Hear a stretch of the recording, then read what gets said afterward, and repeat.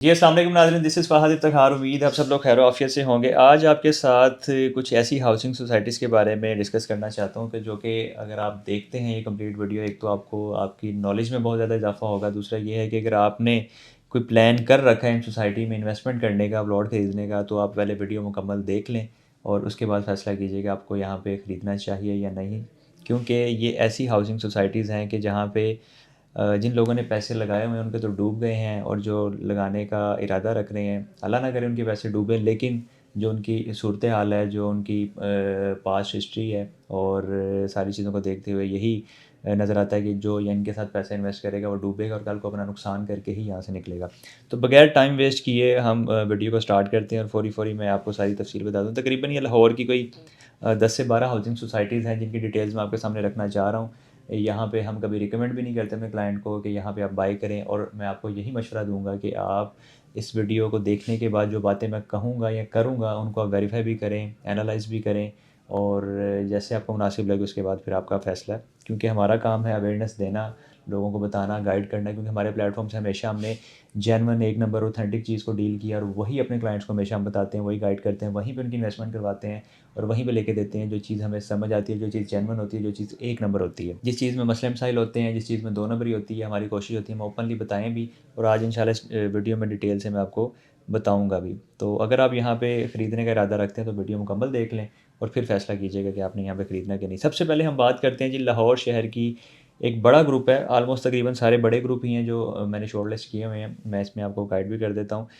सबसे पहले जो प्रोजेक्ट्स हैं जो कि एक के बाद दूसरा तीसरा एक ही ग्रुप के प्रोजेक्ट हैं, और वो है ज़ैतून ग्रुप। ज़ैतून ग्रुप की मैं बात करूँ तो सबसे पहले हम बात करेंगे ज़ैतून सिटी लाहौर की। ज़ैतून सिटी लाहौर की जो लोकेशन है मेन कनाल रोड पे है, और अभी तक की जो इनकी डेवलपमेंट है, इन्होंने एक मेन गेट बनाया हुआ है और साथ कुछ अपना मेन बॉलीवुड बनाया हुआ है, और मज़ीद इससे आगे की वो मज़ीद कोई खातिर ख़वाह डेवलपमेंट नहीं कर सके और ना शायद करने का कोई उनका इरादा भी नहीं है। क्योंकि काफ़ी टाइम से लोगों ने यहाँ पे इन्वेस्टमेंट की हुई है। आज से तकरीबन कोई 3-4 साल पहले यहाँ पे एक ब्लॉक लॉन्च किया था, गालबन कोई ए ब्लॉक नाम था या बी ब्लॉक नाम था, ब्लॉक्स के नाम भी एग्जैक्ट मुझे याद नहीं है, लेकिन उसके भी जितने भी यानी कि जिन लोगों ने ख़रीदा था, इन्वेस्टमेंट की थी, उनको भी अभी तक डिलीवरी नहीं मिली। उसके बाद यहाँ पे जो बुकिंग्स आई थी, ट्यूलिप ब्लॉक की बुकिंग आई थी, ट्यूलिप ओवरसीज़ इनक्लेव के नाम से बुकिंग आई थी। तो ये भी जो फाइल्स हैं जो मार्केट में सर्कुलेट कर रही हैं, अभी भी इनके जो बायर्स अगर मार्केट में बेचना चाहते हैं तो उनकी फ़ाइल्स एक तो पहली बात बिकती नहीं है, लेता ही कोई नहीं है। अगर कोई बायर उनको मिल जाए तो इतने ज़्यादा लॉस पे बिकती हैं, 60-70% माइनस पे, कि वो अगर बेचने का इरादा रख भी रहे हैं तो वो उस इरादे को भी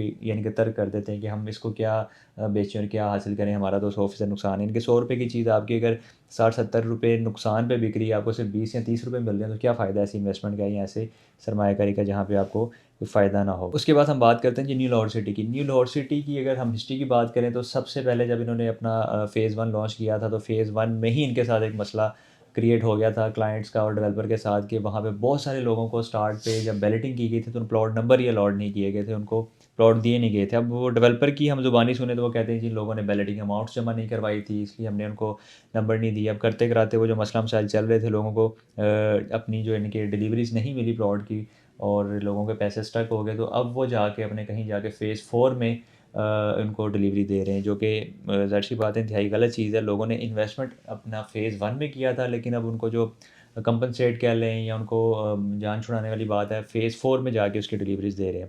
तो फ़ेज़ 1 में जिन लोगों ने इन्वेस्टमेंट किया हुआ था, आज वो तो कुछ फ़ायदे में हैं, यानी कि जो चीज़ पॉज़िटिव है वो पॉज़िटिव ही रखी जाएगी इस वीडियो में, जो नेगेटिव है वो नेगेटिव रखी जाएगी। तो फ़ेज़ 1 में जिन लोगों ने इन्वेस्टमेंट की थी वो फ़ायदे में हैं, उनको प्रॉफ़िट हुआ है, बहुत ज़्यादा नहीं आप कह सकते कि हुआ, लेकिन फिर भी वो फ़ायदे में है। आज फ़ेज़ 2 में भी जिन लोगों ने इन्वेस्टमेंट की थी, वो भी कहीं न कहीं प्रॉफ़िट में ही फ़ॉल करते हैं। लेकिन ज़्यादा जो मसले मसाइल हैं, ज़्यादा जो प्रॉब्लम्स हैं फ़ेज़ 3 में है और फ़ेज़ 4 में है। उनके जितने भी इस वक़्त मार्केट में बायर मौजूद हैं, वो आपको उनकी एक तो रीसेल वैल्यू कोई नहीं है फाइल्स की, कोई लेने को तैयार नहीं है। अगर वो बेचना चाहते हैं तो वही बात है कि नुकसान होता है, और सोसाइटी ने कोई रिफ़ंड पॉलिसी भी नहीं रखी हुई। रिफ़ंड पॉलिसी बल्कि रखी हुई है, लेकिन उसको वो ओपन ही नहीं करते और लोगों से फाइल्स कलेक्ट ही नहीं करते, कि अगर कोई किसी बंदे ने कोई माइंड बना लिया है कि अगर मेरी चीज़ मार्केट में सेल नहीं हो रही, मैं डेवलपर को वापस कर दूँ, तो इस तरह की जो पॉलिसी है वो भी डेवलपर ने यानी कि अभी ओपन ही नहीं की, जब भी हम इस तरह का कोई मामला हैंडल नहीं कर रहे। तो उससे तंग आके लोग फिर जो मुतल्लिका अथॉरिटीज़ हैं, जो इदारे हैं, उनसे रब्ता करके और एक दूसरा रास्ता इख्तियार करके तो उस चीज़ को यानी कि क्लियर करवा रहे हैं अपनी फाइल्स को। उसके बाद आगे बढ़ते हैं तो जी ज़ैतून लाइफ़स्टाइल को उस वक़्त लॉन्च किया गया था जब रियल एस्टेट का अरूज चल रहा था, जब बहुत ज़्यादा मार्केट में फ़ाइल सेल हो रही थी, फ़ाइल्स के साथ फ़ाइल्स बिक रही थी, यानी कि जिसने एक लेनी होती वो भी 2-3 फ़ाइल ले लेता था, ऐसे ही। कि जी बड़ी वो मार्केट तेज़ है तो ले लेते हैं, फ़ायदा हो जाएगा आने वाले टाइम पे, कोई 4 पैसे बच जाएँगे। तो उस टाइम पे यानी कि तकरीबन को 2020-21 की मैं बात कर रहा हूँ, ज़ैतून लाइफ़स्टाइल को लॉन्च किया गया था और इसकी जो लोकेशन है जिया बगा रोड पे इसकी लोकेशन है और इसी रोड पे आगे आपको मुख्तलिफ़ प्रोजेक्ट्स भी मिलते हैं जिसमें पार्क एवेन्यू है, लिबर्टी लैंड्स है और इतिहाद टाउन फ़ेज़ 2 भी आगे जाके इसी रोड के साथ कनेक्ट होता है। वो बेसिकली फ़िरोज़पुर रोड के साथ जो एलडीए रोड है वहाँ पे उसकी लोकेशन आती है, लेकिन कनेक्ट होता है इस रोड के साथ। तो ख़ैर इसमें ज़ैतून लाइफ़स्टाइल में जो स्टार्ट पे आके इन्होंने जितनी फ़ाइल्स बेची थी और बेतहाशा फ़ाइल्स बेची थी, उनके भी इस वक़्त मार्केट में कोई कोई बायर नहीं है, कोई लेना नहीं चाहता, इवन कि कोई नाम सुनना भी पसंद नहीं। अगर किसी को बताया जाए कि ज़ैतून लाइफ़स्टाइल की फ़ाइल्स पड़ी हुई हैं, तो इनका कोई बायर, तो वो कहते हैं जी इसका तो नाम ही ना लें, इसका तो मार्केट में बायर हो भी तो इसका नाम ले तो जो बायर है वो गायब हो जाता है। तो ये हालात हैं जी ज़ैतून लाइफ़स्टाइल के। और आगे बढ़ते हैं जी ज़ैतून लाइफ़स्टाइल के साथ इसी रोड पे, मेन रोड पे आपको जिया बगा रोड पे लिबर्टी लैंड्स के नाम से एक हाउसिंग सोसाइटी मिल गई थी, जो कि यूनियन डेवलपर्स का प्रोजेक्ट है और ये यूनियन डेवलपर वही डेवलपर हैं जिन्होंने इतिहाद टाउन को डेवलप किया हुआ है। यानी कि इतिहाद टाउन की जितनी भी डेवलपमेंट आपको आज नज़र आ रही है, उसकी जो सारी यानी कि इंफ्रास्ट्रक्चर बनाया है, जो वहाँ पे जो सारा काम किया है, वो यूनियन डेवलपर्स ने किया है। अब देखा जाए तो यूनियन डेवलपर्स इतिहाद टाउन से अलग हो गए हैं। इतिहाद ग्रुप अब अपना प्रोजेक्ट खुद ही ओन करता है, डेवलपमेंट भी खुद ही करता है और खुद ही सारे मामला देखता है। लेकिन यूनियन डेवलपर्स अलग होने के बाद उन्होंने एक अपना प्रोजेक्ट लॉन्च किया लिबर्टी लैंड्स के नाम से जिया बगा रोड पे। अब लोगों को इसकी पास्ट हिस्ट्री का नहीं पता था कि पास्ट हिस्ट्री यही है कि ये डेवलपमेंट करते थे, कंस्ट्रक्शन कंपनी थी, इंफ्रास्ट्रक्चर बनाते थे। उसका मतलब ये तो नहीं कि वो हाउसिंग सोसाइटी बना के उसको कामयाब कर लेंगे। हाउसिंग सोसाइटी के लिए बाकायदा एक डेवलपर वाला आपका एक्सपीरियंस होना चाहिए, आपके पास एक्सपर्ट टीम होनी चाहिए, आपके पास प्रॉपर मैनेजमेंट होनी चाहिए, मार्केट को आपने कैसे कंट्रोल करना है, डीलर कम्युनिटी को कैसे कंट्रोल करना है, आपने अपने इन्वेस्टर्स को कैसे मैनेज करना है, आपने अपने एंड यूज़र को कैसे लेके चलना है। इसके लिए बड़ा एक्सपीरियंस चाहिए और बड़ा तजुर्बा चाहिए, जिसके बाद ही आप सारा कुछ कर सकते हैं। ऐसा नहीं है कि आपने अगर कोई कंस्ट्रक्शन का काम आप करते हैं, आप डेवलपमेंट करना जानते हैं, तो आप अपना कोई प्रोजेक्ट लॉन्च कर देंगे। तो वही हुआ, जब इन्होंने अपना प्रोजेक्ट लॉन्च किया, बेचा, तो इन्होंने बहुत ज़्यादा फाइल्स बहुत ज़्यादा इन्होंने सेल की, लेकिन अभी इस वक्त मार्केट वैल्यू इंतहाई माइनस में है, इंतहाई नुकसान में है, कोई भी यहाँ पे आपको बायर नहीं मिलता। लेकिन इनकी एक पॉजिटिव चीज़ ये है, जो कि मैं लाजमी हाईलाइट करना चाहूँगा, वो ये है कि लिबर्टी लैंड्स के जितने भी क्लाइंट अगर वो रिफ़ंड करना चाहते हैं, रिफ़ंड के लिए अप्लाई कर रहे हैं, तो लिबर्टी लैंड्स वाले उनको 100% रिफ़ंड कर रहे हैं। बेशक वो टाइम ले रहे होंगे, शायद कुछ 6 महीने, 8 महीने या साल का, लेकिन रिफ़ंड कर रहे हैं लोगों को और 100% कर रहे हैं, पैसों की कटौती नहीं कर रहे। तो ये एक बहुत पॉजिटिव चीज़ है। लेकिन देखा जाए, जिसने आज से 2-3 साल पहले तकरीबन कोई 1 करोड़ रुपया इन्वेस्ट किया था और आज की डेट में उसको वही 1 करोड़ रुपया यानी कि कटिंग के बाद या कटौती के बाद मिल रहा है, तो उसके 1 करोड़ की वो वैल्यू नहीं है, क्योंकि आज से 2-3 साल पहले जो डॉलर की प्राइस थी, वो आप सब जानते हैं कि 200 रुपये के आसपास थी। आज डॉलर तकरीबन 270, 75, 280 के आसपास है। तो बात है कि आपका उस टाइम का 1 करोड़ आज 1 करोड़ नहीं है,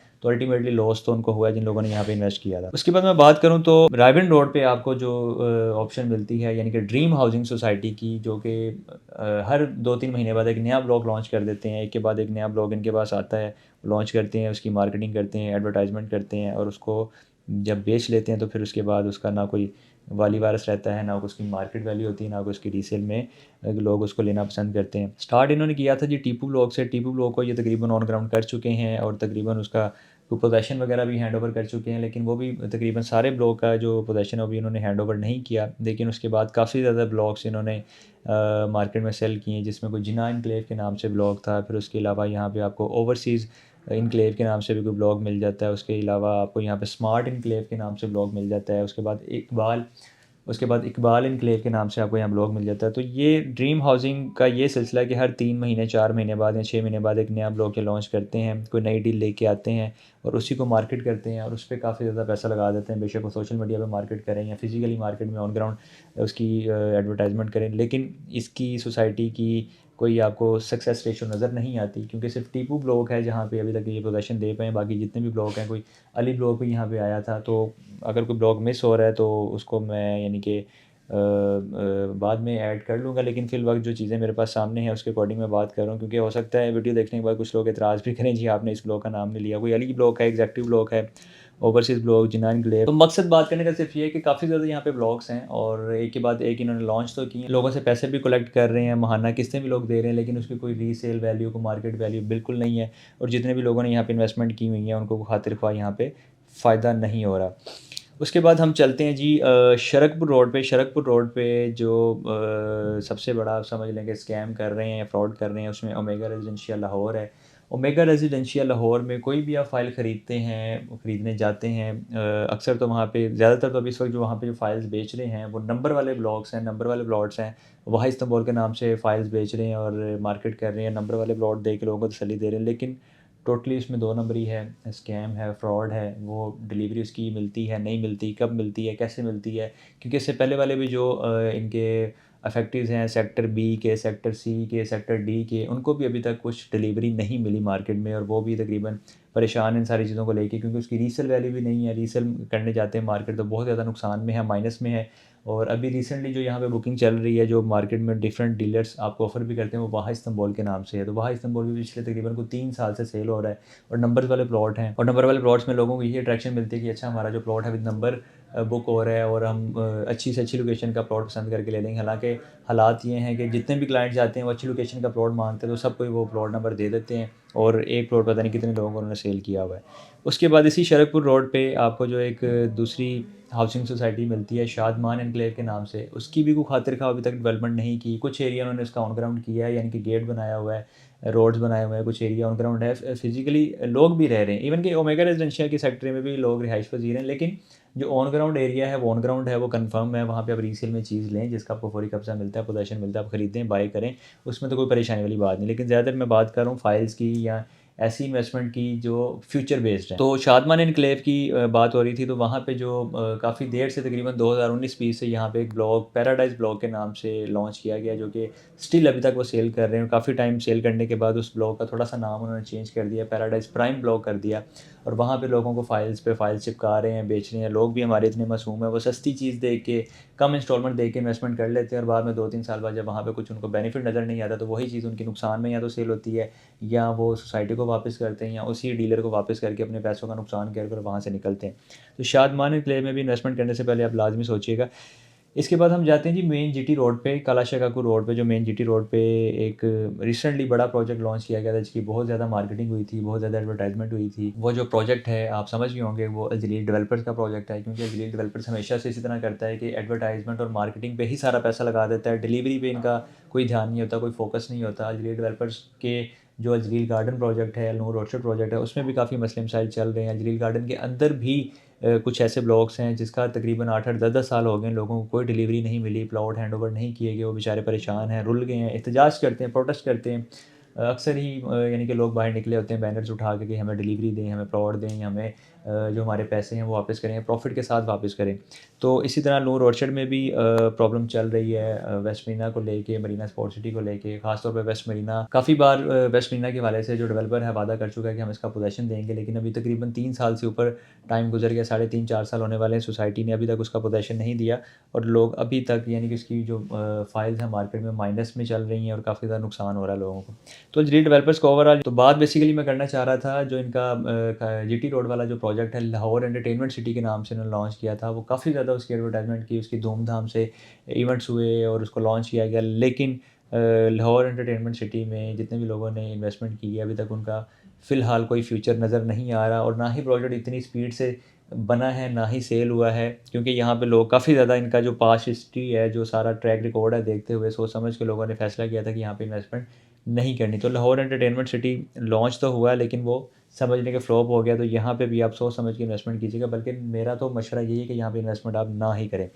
उसके बाद जी आखिरी प्रोजेक्ट की डिस्कस करते हैं, आखिरी है लेकिन बिल्कुल आखिरी नहीं है, और भी बहुत सारी चीज़ें, लेकिन और किसी वीडियो में इंशाल्लाह आपको बताएंगे। ये लास्ट जो प्रोजेक्ट है ये घरों के वाले से, हाउसिंग के वाले से, क्योंकि लोग जब फाइल्स से बाहर निकले तो लोगों ने एक नई तरह की इन्वेस्टमेंट ढूंढ ली कि हमें घरों में इन्वेस्ट करना चाहिए, क्योंकि घर ऑन ग्राउंड होता है, नंबर के साथ बुकिंग होती है और प्लॉट के साथ बुकिंग होती है, तो हमें यहाँ पे इन्वेस्ट करना चाहिए। तो इसके लिए लोगों ने, बहुत सारे लोगों ने चूज़ किया डीलक्स होम्स को, जो कि थोड़ा सा मैं आपको गाइड कर दूँगा। ठोकर न्याज बेग से आप जब मुल्तान रोड पे जाते हैं, तो ईडन जो हाउसिंग सोसाइटी है उसके अंदर से बेसिकली डीलक्स होम का रास्ता है। समझ लें कि ये आपस में कनेक्टेड हैं, या ईडन सोसाइटी से इन्होंने रास्ता ख़रीदा हुआ है या बाय किया हुआ है। तो बिल्कुल काफ़ी अंदर जाके इसकी लोकेशन आती है, और एक लैंड है, एक रकबा है, जहाँ पे डीलक्स होम्स के नाम से यहाँ पे इन्होंने इस प्रोजेक्ट को लॉन्च किया था। यहाँ पे जो आपको 3 मरले का डबल स्टोरी घर ऑफ़र किया गया था, वो 55 लाख रुपए में किया गया था 5 साल के पेमेंट प्लान पे। तो लोगों ने काफ़ी ज़्यादा बुकिंग करवाई। हालाँकि उस वक़्त हमसे जितने लोगों ने राब्ता किया, हमने उनको मना किया था कि आज की डेट में अगर ये 55 लाख रुपए में 3 मरला डबल स्टोरी घर दे रहे हैं, तो बिल्कुल भी समझ नहीं आता।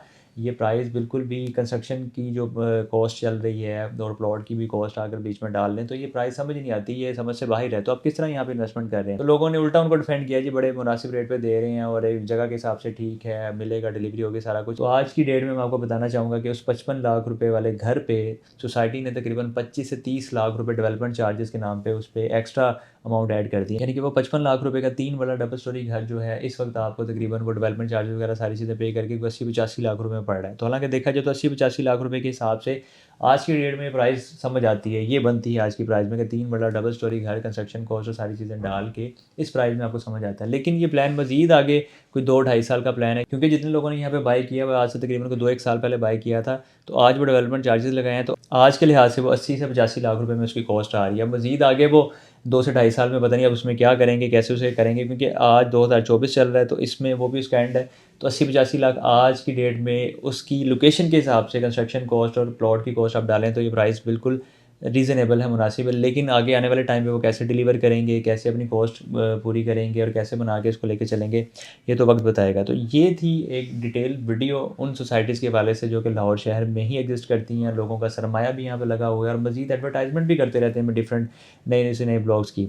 एक चीज़ मैं ऐड करना चाहूँगा, वो मैं न्यू लाहौर सिटी में मिस कर गया था। न्यू लाहौर सिटी में भी स्मार्ट लिविंग ब्लॉग के नाम से भी एक बुकिंग लॉन्च की गई थी, वो भी 45 लाख रुपए में 5 मरला उन्होंने लॉन्च किया था और without development charges, cost of land, तो वो भी बुरी तरह से फ्लॉप हो गया है और वहाँ पे भी लोगों को खातिर हुआ फ़ायदा नहीं हुआ। मार्केट में जितने भी क्लाइंट्स हैं जिसको रीसेल करना चाहते हैं वो नहीं बेच पा रहे, कोई बायर नहीं है, डेवलपर उसको वापस नहीं ले रहा, कोई इन्वेस्टर उसको उठाना नहीं चाह रहा। तो जो जो चीज़ें ऐड मैं करना चाह रहा था, मैंने कोशिश की है कि मैक्सिमम चीज़ें ऐड की हैं, लेकिन जितने भी नाम मैंने आपके सामने रखे हैं कोशिश करें कि यहाँ पे आप इन्वेस्टमेंट ना करें, अवॉइड करें, बल्कि इन्वेस्टमेंट करें ही ना। फिर भी चॉइस आपकी है, फ़ैसला आपका है, आपको जो चीज़ बेहतर लगे आप बिल्कुल करें, क्योंकि हम यहाँ पे बैठे आपको गाइड करते रहेंगे, इंशाल्लाह अवेयरनेस आपको देते रहेंगे और हमेशा हमारी कोशिश होगी आपको जेन्युइन एक नंबर ऑथेंटिक प्रोजेक्ट के बारे में बताएं, ऑथेंटिक इन्वेस्टमेंट के बारे में बताएं, ताकि आपका कहीं पे भी कभी भी नुकसान ना हो। तो मज़ीद इस तरह की इन्फॉर्मेटिव वीडियो आप देखना चाहते हैं तो हमारे चैनल को सब्सक्राइब कर लें, हमारे सोशल मीडिया प्लेटफॉर्म को फॉलो कर लें और छोटी सी अपडेट के साथ मुझे इजाज़त दें। अपना बहुत सारा ख्याल रखिएगा, दुआ में याद रखें। अल्लाह हाफ़िज़।